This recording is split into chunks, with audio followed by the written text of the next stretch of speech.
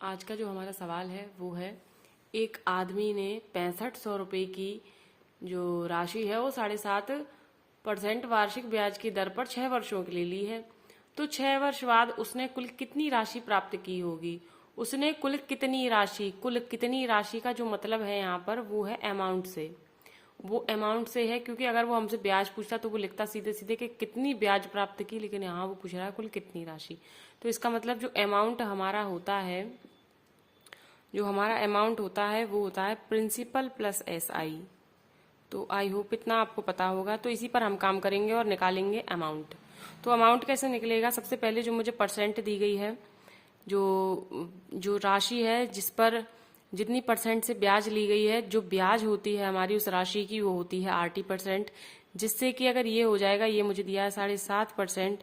तो अगर मैं इसको भिन्न में बनाऊं तो 7 दूनी 14 और 1 15/2% जो है मुझे ब्याज है। और कितने वर्षों के लिए ली गई है, 6 वर्षों के लिए।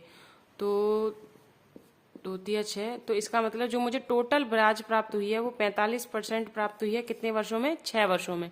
डायरेक्ट में 6500 का जो है क्या करूंगी, 45% निकाल दूंगी डायरेक्ट।